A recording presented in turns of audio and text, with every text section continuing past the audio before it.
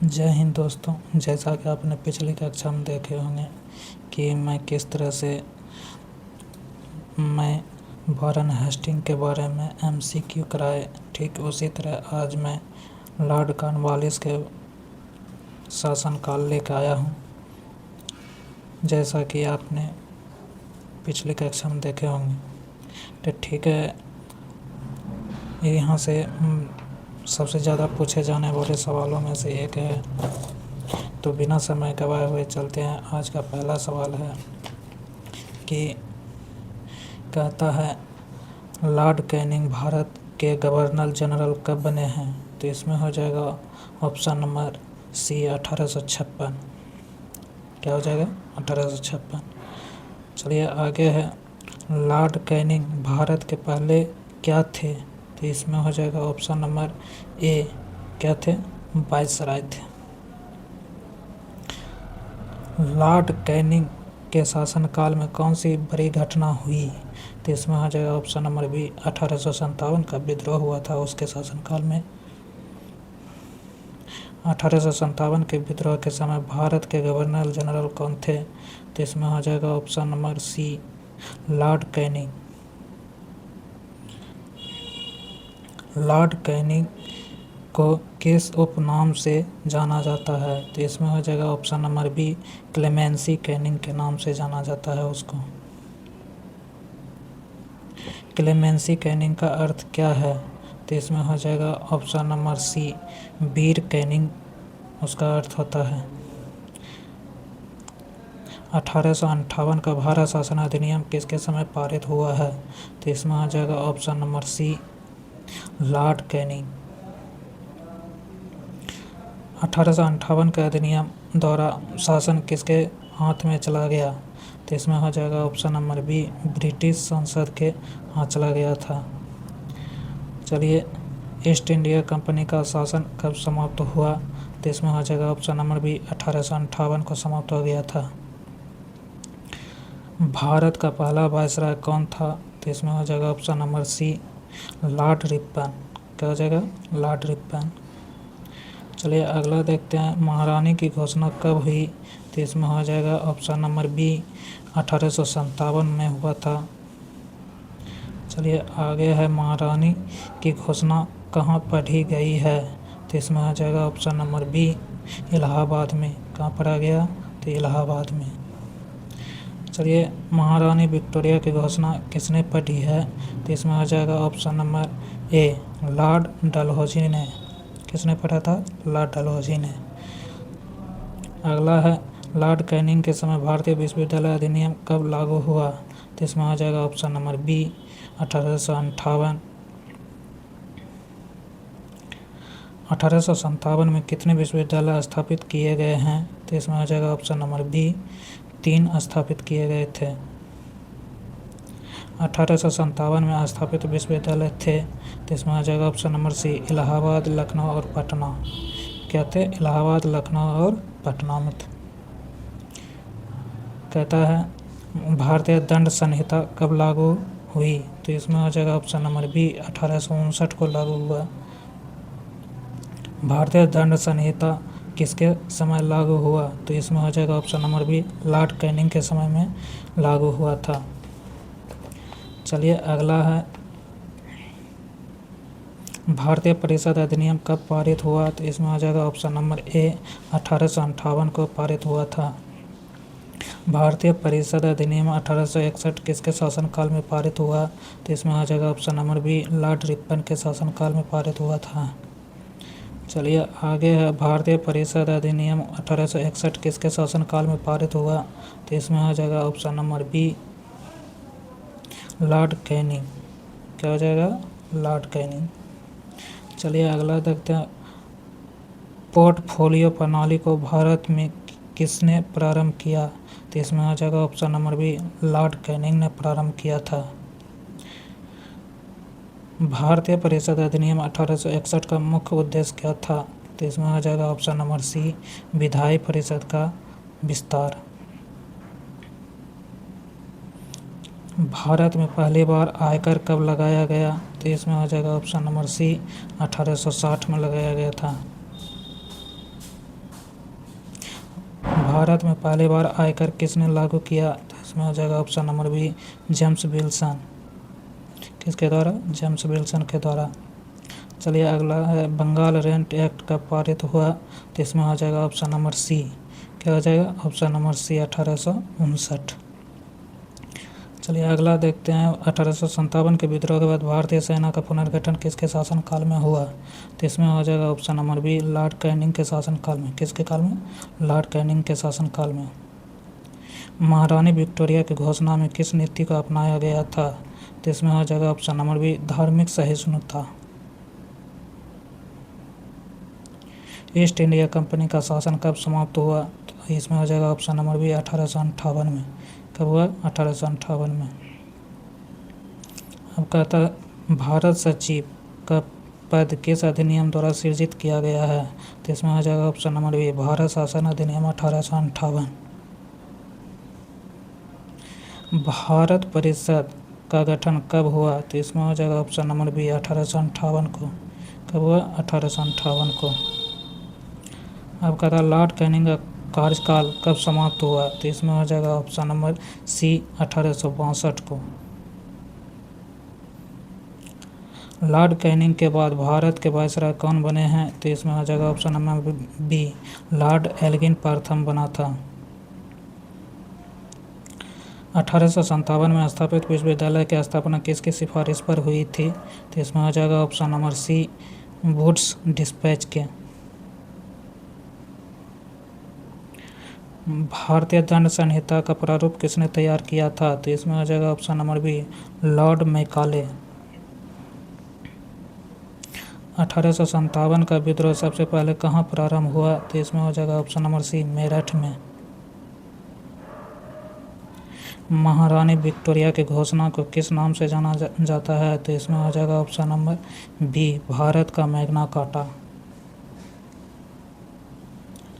चलिए अगला देखते हैं, लॉर्ड कैनिंग को क्लेमेंसी कैनिंग क्यों कहा गया है? तो इसमें हो जाएगा ऑप्शन नंबर बी, उन्होंने विद्रोहियों के प्रति उदार नीति अपनाई थी, इसलिए उसे कहा जाता है। भारत का शासन सीधे ब्रिटिश क्राउन के अधीन कब आया? तो इसमें हो जाएगा ऑप्शन नंबर बी, 1858 के। लॉर्ड कैनिंग ने भारत में अपना कार्यभार कब संभाला? तो इसमें हो जाएगा ऑप्शन नंबर बी, 1856। झांसी की रानी लक्ष्मीबाई का संघर्ष किसके शासनकाल में हुआ? तो इसमें हो जाएगा option number B, Lord Canning. क्या हो जाएगा? Option number B, Lord Canning. अब कहता है अगला है, बहादुर शाह जफर को कहाँ निर्वासित किया गया है? तो इसमें हो जाएगा ऑप्शन नंबर बी, रंगून में। अगला है, 1857 के विद्रोह के बाद किस वंश का अंत हो गया? तो इसमें हो जाएगा ऑप्शन नंबर बी, मुगल वंश।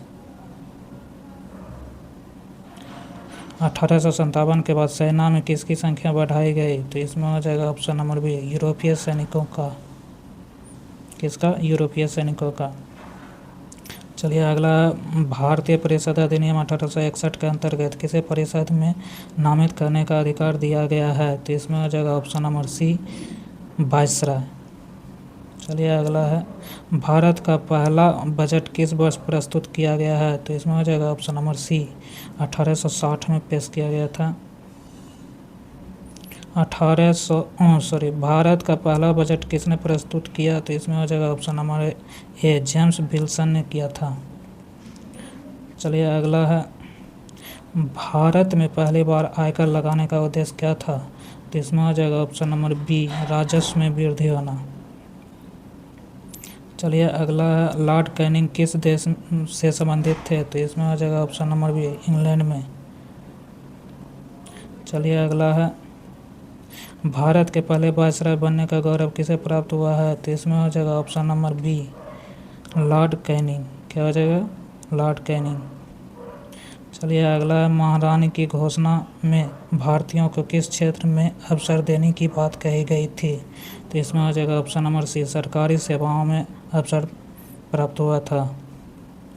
चलिए अगला है, लॉर्ड कैनिंग का उपनाम क्या था? तो इसमें हो जाएगा option number B, clemency Canning नाम था उसका। चलिए अगला है लॉर्ड कैनिंग के शासनकाल में कौन सी संहिता लागू हुई है? तो इसमें हो जाएगा ऑप्शन नंबर ए भारतीय दंड संहिता। चलिए अगला है 1857 का विद्रोह किस वर्ष समाप्त हुआ? तो इसमें हो जाएगा ऑप्शन नंबर बी 1858। महारानी विक्टोरिया की घोषणा कब जारी की गई है? तो इसमें हो जाएगा ऑप्शन नंबर बी 1 नवंबर 1958 को। चलिए अगला है, कहता है लॉर्ड कैनिंग के समय प्रशासन में किस प्रकार का पुनर्गठन हुआ? तो इसमें हो जाएगा ऑप्शन नंबर ए प्रशासनिक पुनर्गठन हुआ था। चलिए अगला है कलकत्ता, बम्बई और मद्रास विश्वविद्यालय कब स्थापित किए गए हैं? तो इसमें हो जाएगा ऑप्शन नंबर बी 1857 में। चलिए अगला देखते हैं उच्च न्यायालय अधिनियम कब पारित हुआ? तो इसमें हो जाएगा ऑप्शन नंबर सी 1861। चलिए अगला देखते हैं उच्च न्यायालय की स्थापना की व्यवस्था किस अधिनियम द्वारा की गई है? तो इसमें हो जाएगा ऑप्शन नंबर सी भारतीय उच्च न्यायालय अधिनियम। ऑप्शन नंबर सी हो जाएगा 1861। चलिए अगला है लॉर्ड कैनिंग के समय आधुनिक प्रशासन की नींव किस प्रकार मजबूत हुई? तो इसमें हो जाएगा ऑप्शन नंबर बी प्रशासनिक एवं विधिक सुधारों द्वारा। चलिए अगला है लॉर्ड कैनिंग का कार्यकाल निम्न में से कौन सा है? तो इसमें हो जाएगा ऑप्शन नंबर ए 1856 से 1862। चलिए अगला देखते हैं 1857 के विद्रोह के दौरान दिल्ली पर पुनः अंग्रेजों का कब्जा कब हुआ? तो इसमें हो जाएगा ऑप्शन नंबर बी सितंबर 1857 को हुआ था। चलिए अगला है 1857 के विद्रोह के समय भारत का सम्राट किसे घोषित किया गया था? तो इसमें हो जाएगा option number B Bahadur Shah Zafar. क्या हो जाएगा? बहादुर शाह जफर। चलिए अगला है लॉर्ड कैनिंग ने 1857 के विद्रोह को दबाने में किस नीति का प्रयोग किया? तो इसमें हो जाएगा ऑप्शन नंबर बी उदारता एवं दमन की मिश्रित नीति। अगला है 1857 के विद्रोह के बाद ब्रिटिश सरकार ने भारतीय राजाओं के प्रति कौन सी नीति अपनाई थी? तो इसमें हो जाएगा ऑप्शन नंबर बी संरक्षण और सहयोग की नीति। चलिए अगला है लॉर्ड कैनिंग के समय डॉक्ट्रिन ऑफ लॉस हड़प नीति को समाप्त कर दिया गया। यह नीति किसने शुरू की थी? तो इसमें हो जाएगा option number B Lord Dalhousie ने शुरू किया था। भारत प्रशासन अधिनियम 1858 के अंतर्गत भारत सचिव किसके प्रति उत्तरदायी थे? तो इसमें हो जाएगा ऑप्शन नंबर सी ब्रिटिश संसद के। भारत सचिव की सहायता के लिए कितने सदस्यों की भारत परिषद बनाई गई थी? तो इसमें हो जाएगा ऑप्शन नंबर सी 15। चलिए आगे देखते हैं महारानी विक्टोरिया की घोषणा में भारतीयों को किस आधार पर सरकारी सेवाओं में अवसर देने का आश्वासन दिया गया है? तो इसमें हो जाएगा ऑप्शन नंबर सी योग्यता के आधार पर। 1857 के विद्रोह के बाद अंग्रेजों ने किस समुदाय को सेना में अधिक भर्ती कराना प्रारंभ किया? तो इसमें हो जाएगा ऑप्शन नंबर सी सिख और गोरखा को भर्ती करने का शुरू किया था। चलिए अगला है लॉर्ड कैनिंग के समय लागू भारतीय दंड संहिता किस वर्ष प्रभावी हुआ? तो इसमें हो जाएगा ऑप्शन नंबर डी 1862। भारतीय दंड संहिता में कुल कितने अध्याय हैं? तो इसमें हो जाएगा ऑप्शन नंबर बी 23 अध्याय हैं। चलिए अगला देखते हैं लॉर्ड कैनिंग के समय स्थापित विश्वविद्यालय का मॉडल किस देश की शिक्षा प्रणाली पर आधारित है? तो इसमें हो जाएगा ऑप्शन नंबर सी इंग्लैंड के मॉडल पे। चलिए अगला देखते हैं कि लॉर्ड कैनिंग के समय सेना में यूरोपीय और भारतीय सैनिकों का अनुपात बढ़ाने का मुख्य उद्देश्य क्या था? तो इसमें हो जाएगा ऑप्शन नंबर बी विद्रोह की संभावना कम होना। चलिए आगे देखते हैं भारतीय परिषद अधिनियम 1861 द्वारा विधायी परिषद में गैर सरकारी सदस्यों को शामिल करने की व्यवस्था किसने की? तो इसमें हो जाएगा option number B Lord Canning. चलिए अगला देखते हैं लॉर्ड कैनिंग के शासनकाल में कौन सी व्यवस्था लागू की गई जिसमें विभाग अलग अलग मंत्रियों को सौंपे गए हैं? तो इसमें हो जाएगा ऑप्शन नंबर बी पोर्टफोलियो प्रणाली। चलिए अगला देखते हैं भारत में आधुनिक बजट प्रणाली की शुरुआत किसके समय हुआ है? तो इसमें आ जाएगा ऑप्शन नंबर सी। क्या हो जाएगा? Option number C, Lord Canning. चलिए अगला देखते हैं, महारानी विक्टोरिया की घोषणा का मुख्य उद्देश्य क्या था? तो इसमें आ जाएगा ऑप्शन नंबर बी, भारतीयों का विश्वास जीतना। लॉर्ड कैनिंग के शासनकाल में भारत की राजधानी क्या थी? तो इसमें आ जाएगा ऑप्शन नंबर सी, कोलकाता था। 1857 के विद्रोह के बाद अंग्रेजों ने किस नीति को अस्थायी रूप से छोड़ दिया? तो इसमें हो जाएगा ऑप्शन नंबर बी, सहायक संधि को। चलिए, लॉर्ड कैनिंग के शासनकाल में न्यायिक सुधारों के लिए कौन सा अधिनियम पारित हुआ है? तो इसमें आ जाएगा ऑप्शन नंबर बी, भारतीय उच्च न्यायालय अधिनियम 1861। अगला है, लॉर्ड कैनिंग के समय ब्रिटिश क्राउन की ओर से भारत पर शासन करने वाला प्रतिनिधि क्या कहलाता है? तो इसमें आ जाएगा ऑप्शन नंबर सी। क्या हो जाएगा? Option number C, viceroy. चलिए अगला है, लॉर्ड कैनिंग की मृत्यु कब हुई? तो इसमें आ जाएगा ऑप्शन नंबर बी, 1862 में हुआ था। चलिए अगला है, 1857 के विद्रोह के बाद अंग्रेजों की नीति का मुख्य आधार क्या था, क्या बना? तो इसमें आ जाएगा ऑप्शन नंबर बी, राजाओं और जमींदारों का सहयोग।